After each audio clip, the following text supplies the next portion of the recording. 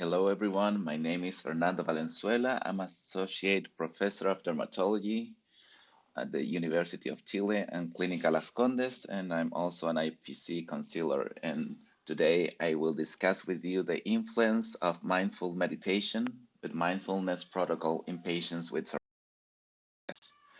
These are my conflicts of interest. None of them is important to this. First of all, I want to talk about the integrative medicine definition and how in this century we can put together all different types of medicines in order to help our patient. Integrative medicine is a health-oriented medicine considering the person in all the dimensions, including all aspects of the lifestyles. It emphasizes the therapeutic relationship between the physician and the patient. It's informed by evidence using all the appropriate therapies, whether conventional or complementary. Today, some of my colleagues here in Chile are kind of concerned of using these complementary medicines, but in good hands, it could be a great option for patients. The principles of the integrative medicines are as follows. Uh, there is a team, a great connection between the therapist and the patient, and the well-being and the quality of life are fundamental. These therapies are recommended based on the understanding of the physical, emotional, psychological, and spiritual aspects of each individual. And the idea is to investigate why the patient is feeling sick and combine the traditional and the complementary treatments, considering the patient in all their dimensions, and then to critically evaluate the outcomes and to see which could be the best interventions for every patient. We have a unit of integrative medicine at our hospital in Chile, and we have a model of assistance with this integrative medicine. We have an outpatient clinic. We also see patient hospitalized, and we take care also of our staff. We have a teaching unit with a medicine undergraduate and also in the art faculty with music therapy. We have a community work with our Ministry of Health, trying to put this topic in the public policies. And also we have a research unit with musical therapy, plant-based nutrition, and measuring the impact of this care. Part of the lifestyle changes we have to do with the patients is focused on the stress management. Uh, and it means that we will take care of the nutrition of the patients, the movements, the stress management, the sleep, and the relations. And the idea is to complement healthful eating, physical activities, maintain and get better relationship, improve the sleep, and of course, try to stop tobacco or alcohol consumption.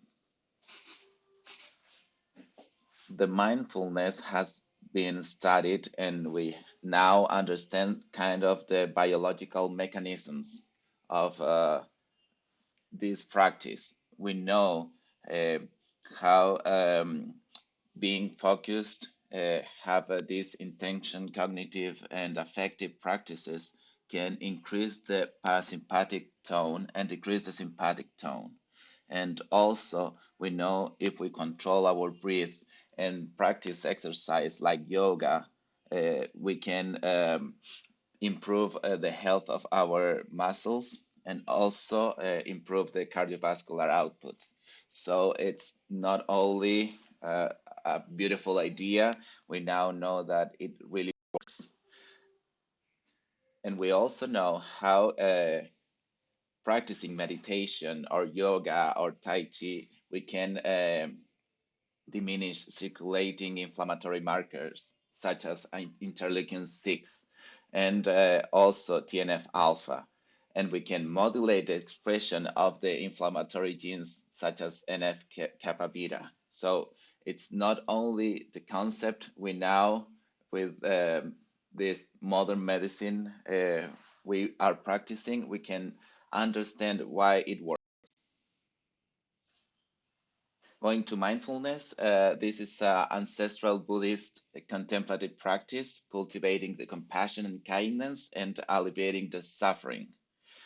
The main idea is to pay attention to the relevant aspects of the experience with a non-judicious way. And I will explain you later how can everyone, including ourselves, improve our way to see things and to relieve stress. So the main objective of mindfulness is to maintain the moment-to-moment attention. How many times we are thinking on the bills we have to pay, on the kids, on the work, and we are not paying attention in the present moment. And this is really important because we tend to live in the past or in the future, but not in the moment, not in the present. We also have to detaching from the strong links to beliefs, thoughts, or emotions, and then develop a better sense of emotional balance and well. So, how can we start practicing mindfulness? We tend to think it's really difficult and that it's impossible for us to stop thinking a lot, and it's not that difficult. First of all, we have to pay attention. We have to listen, to watch. Uh, we have to become aware of our internal and external sensations and be present. Stay present in this moment, not in the past, not in the future.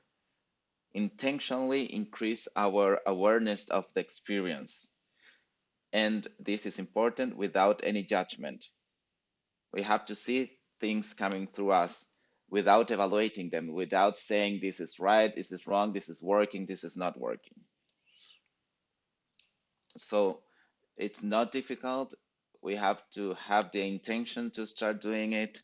And for us and for our patients, it's a really great tool to use.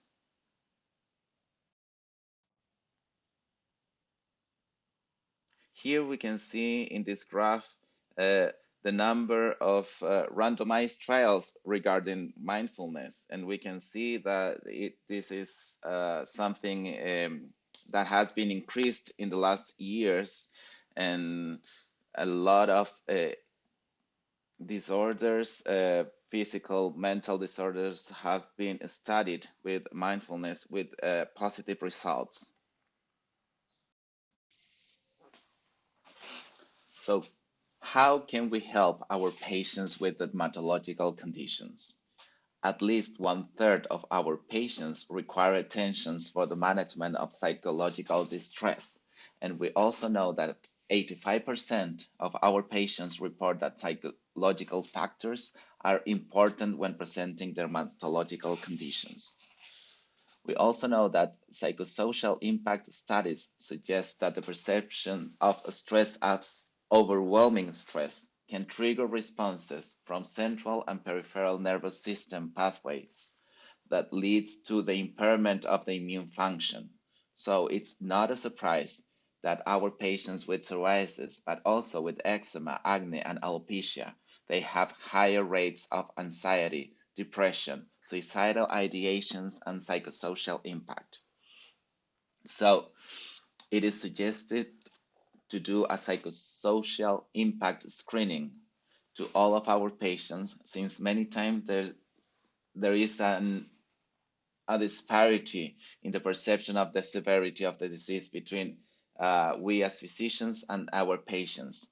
And this generates a barrier in the relationship because sometimes we calculate a PGA of clear or almost clear, but the patient says, I'm super stressed with my psoriasis, or I feel really awful about that, and we cannot understand. Despite the need of psychosocial support, there is a little access to those interventions even today.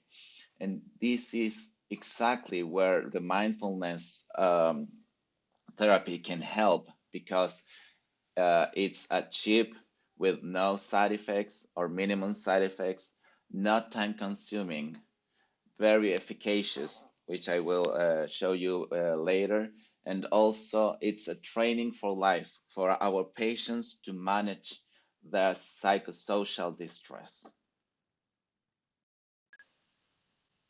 So how can we approach to the people with psoriasis? We know that psoriasis is very frequent in our population and in our consultation, and we also know that at least 40 to 80% of those patients, they consider that their problem is exacerbated by stress.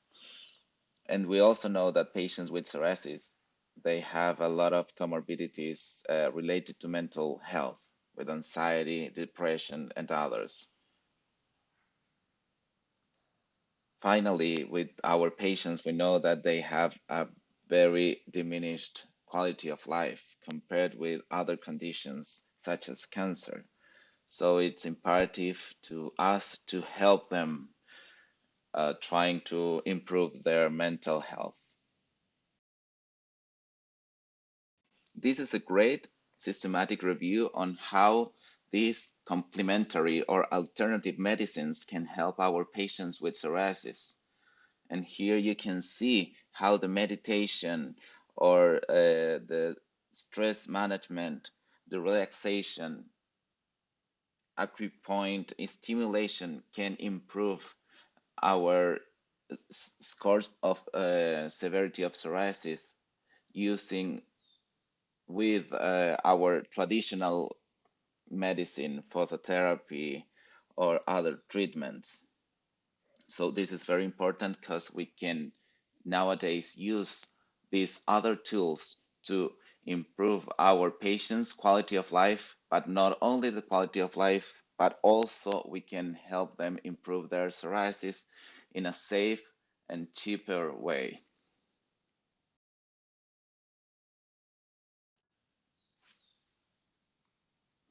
This is another example.